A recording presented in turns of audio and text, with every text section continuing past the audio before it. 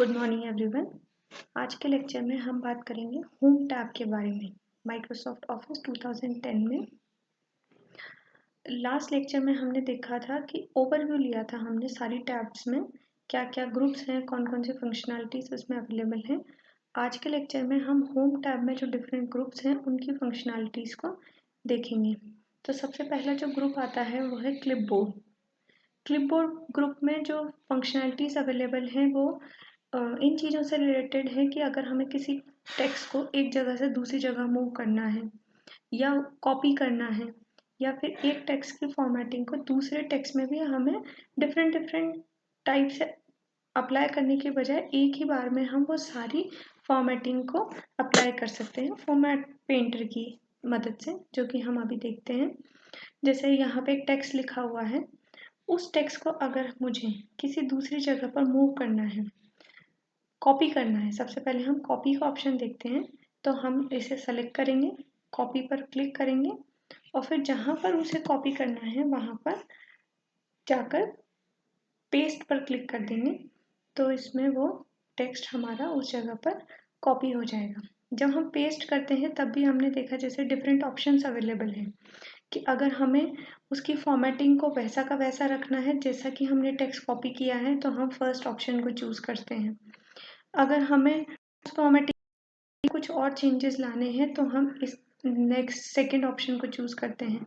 अगर हमें कोई फॉर्मेटिंग नहीं रखनी है, सिर्फ टेक्स्ट ही रखना है, तो हम थर्ड ऑप्शन को चूज़ करते हैं, जो कि मैंने अभी दिखाया। थर्ड ऑप्शन को चूज़ करके अगर हम फर्स्ट को चूज़ करते हैं तो ये बिल्कुल वैसा का वैसा टेक्स्ट कॉपी हो जाएगा विथ द फॉर्मेटिंग जो कि हमने उस टेक्स्ट में लगाई हुई है।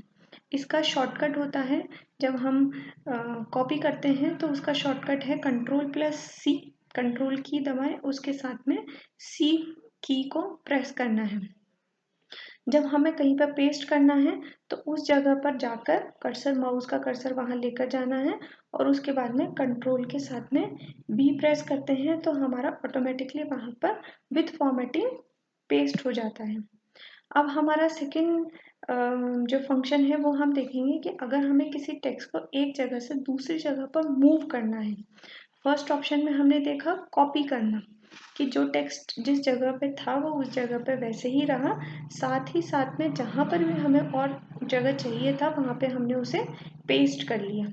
लेकिन अगर हमें किसी एक जगह से टेक्स्ट को यहाँ से हटाना है और किसी दूसरी जगह पर मूव करना है तो हम जो ऑप्शन यूज़ करते हैं वो है कट। इसका शॉर्टकट होता है कंट्रोल+X। या अगर हमें शॉर्टकट याद नहीं रहता है तो हम इसे सेलेक्ट करके यहाँ पर इसको कट को सेलेक्ट कर सकते हैं। अब वो टेक्स्ट वहाँ से चला गया और हमारे क्लिपबोर्ड में आ गया है। क्लिपबोर्ड एक मेमोरी है, सिस्टम की मेमोरी, जिसके अंदर वो स्टोर हो जाता है। फिर जब अगर मैं उसके बाद में जिस जगह पर मुझे वो टेक्स्ट लाना है, हमारे माउस के कर्सर को वहाँ लेकर जाना है, फिर हमें फिर से पेस्ट पर क्लिक करना है तो हम देखते हैं कि वही टेक्स्ट जो हमने कट किया था वो उस जगह से उठकर हम इस जगह पर आ गया है। वो उस जगह पर एग्जिस्टिंग नहीं है और नई लोकेशन जहाँ पर हमने चूज़ किया वहाँ पर आ गया है। तो इसका भी वही दो शॉर्टकट, कंट्रोल+X कट करने के लिए और कंट्रोल+V पेस्ट करने के लिए। तो अभी हमने दो चीज़ें देखी, एक कॉपी करना जिसमें टेक्स्ट एक उस जगह पर भी रहता है और उसकी नई लोकेशन पर भी जाता है। दूसरा चीज़ है कट करना। कट में जो इस लोकेशन से हमने कट किया है वो वहाँ से हट जाएगा और दूसरी जगह जहाँ पर हम न्यू लोकेशन पर जाते हैं वहाँ पर जाकर टेक्स्ट मूव हो जाएगा। अब हम नेक्स्ट ऑप्शन देखते हैं इसमें फॉर्मेट पेंटर का। जैसे अगर हम इस टेक्स्ट को लेते हैं और इसमें हम कुछ फॉर्मेटिंग अप्लाई करते हैं, जैसे जो बोल्ड में B लिखा हुआ है, जब हम इसको सेलेक्ट करते हैं तो हमारा जो टेक्स्ट है, सेलेक्टेड टेक्स्ट, वो बोल्ड हो जाता है, डार्क हो जाता है। अगर मैं यहाँ पर I सेलेक्ट करूँगी तो ये इटैलिक हो जाएगा, हम देख सकते हैं थोड़ा टिल्टेड हो गया है। अगर मैं U जिसके नीचे अंडरलाइन है उसे सेलेक्ट करती हूँ तो ये अंडरलाइन हो गया पूरा टेक्स्ट। अब मैंने यहाँ पर 3 फंक्शंस यूज़ करे, बोल्ड किया, इटैलिक किया और अंडरलाइन किया। अब जो ये नया टेक्स्ट है इसको अगर फिर से मुझे यही फॉर्मेटिंग करनी है तो एक ऑप्शन है कि मैं फिर से बोल्ड करूँ, इटैलिक करूँ और अंडरलाइन, 3 चीज़ें करनी पड़ेंगी। लेकिन अगर मुझे ये पता है कि अब मुझे सेम फॉर्मेटिंग ही दूसरे टेक्स्ट में भी अप्लाई करनी है, तो हम सिंपली इसको सेलेक्ट करके फॉर्मेट पेंटर को सेलेक्ट करेंगे और जिस टेक्स्ट पर हमें वो फॉर्मेटिंग चाहिए उसको जाकर अप्लाई कर देंगे। तो यहाँ हम देखते हैं कि एक ही बार में वो जो तीनों चीज़ें थी, तीनों फॉर्मेटिंग बोल्ड की, इटैलिक की और अंडरलाइन की, वो तीनों एक साथ इस टेक्स्ट में भी आ गई हैं फॉर्मेट पेंटर की मदद से। तो ये टाइम सेविंग करता है हमारी। अगर हमने एक बार फॉर्मेटिंग लगा दी है, वही हम कहीं और चाहते हैं, तो हम फॉर्मेट पेंटर को यूज़ करके उस जगह पर फॉर्मेटिंग कर सकते हैं। अब जो नेक्स्ट ग्रुप है वह है फॉन्ट से रिलेटेड। जैसा हमने देखा कि अगर हम टेक्स्ट को सेलेक्ट करके और बोल्ड करते हैं, इटैलिक कर सकते हैं, अंडरलाइन कर सकते हैं उस टेक्स्ट को। अगर हमें उसको कट करना है, एक स्ट्राइक थ्रू जो है कि वो कैंसिलेशन दिखाता है उसका, तो हम इसकी मदद से कर सकते हैं। अगर हमें अपने टेक्स्ट की स्टाइल को चेंज करना है, उसकी फॉन्ट की जो स्टाइल है उसको चेंज करना है, तो यहाँ पर हम क्लिक करेंगे और देखते हैं कि बहुत वैरायटी ऑफ फॉन्ट्स हमें अवेलेबल हैं। तो जो भी हमें सूट करता हो, जो हमारे डॉक्यूमेंट की रिक्वायरमेंट हो, हम उस हिसाब से टेक्स्ट का फॉन्ट सेट कर सकते हैं। फिर है, अगर हमें टेक्स्ट छोटा चाहिए या बड़ा चाहिए, तो हम यहाँ पर ये नंबरिंग होती है, हमने जो भी टेक्स्ट सेलेक्ट किया है वो इस नंबर के अकॉर्डिंग जैसे जैसे हम आगे बढ़ते जाएंगे बड़े नंबर की तरफ, तो ये बड़ा साइज होता जाएगा टेक्स्ट का। फिर हम देखते हैं कि अगर हमें यहाँ से नहीं करना और हम सिंपली करना चाहते हैं, तो हम जैसे जितनी बार इस जो कैपिटल में ए लिखा हुआ है बड़े साइज का, अगर हम उसे क्लिक करते जाएंगे तो ये साइज को बढ़ाता जाएगा, और ये जो छोटा वाला लिखा हुआ है अगर हम इस पर क्लिक करते जाएंगे तो ये साइज को अपने आप एक एक पॉइंट से छोटा करता जाएगा। फिर नेक्स्ट ऑप्शन है हमारे पास डिफरेंट केसेस का। जैसे लोअर केस, अपर केस, जिस भी टाइप के केस में मुझे अपनी जो टेक्स्ट लिखा हुआ है उसे चेंज करना है, तो हम इन ऑप्शंस की मदद से कर सकते हैं।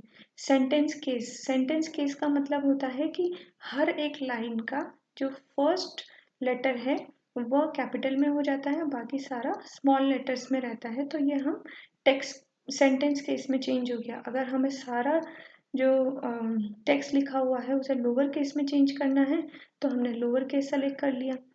अगर हमें पूरा टेक्स्ट अपर केस में लिखना है, तो हमें फिर से टाइप करने की, अगर हमने गलती से लोअर केस टाइप करना था और अपर केस टाइप कर दिया, तो हमें फिर उसको सेलेक्ट करना है और यहाँ से उसका हमें केस चेंज करना है।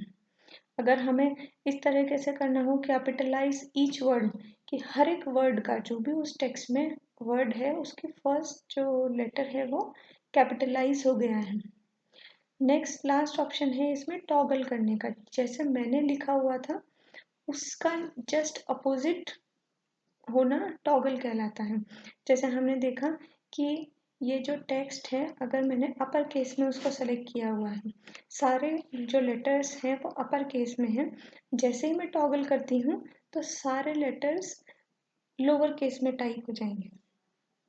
ये जनरली तब यूज आता है जब हमने गलती से किसी चीज़ को अपर केस में टाइप कर दिया हो जिसे लोअर केस में टाइप करना हो, या हमारा कैप्स लॉक ऑन रह गया हो, जहाँ पर मुझे अपर केस लिखना था वहाँ लोअर केस लिखने में आ गया और जहाँ लोअर केस लिखना था वहाँ अपर केस में आ गया। तो उस केस में यह टॉगल केस हमारी बहुत मदद करता है कि हम उसे सिंपली सेलेक्ट करके और उसे अपनी ओरिजिनल जैसा कि हमारे डिज़ायर्ड केस है उसमें ला सकते हैं। फिर नेक्स्ट ऑप्शन है सबस्क्रिप्ट या सुपरस्क्रिप्ट देने का।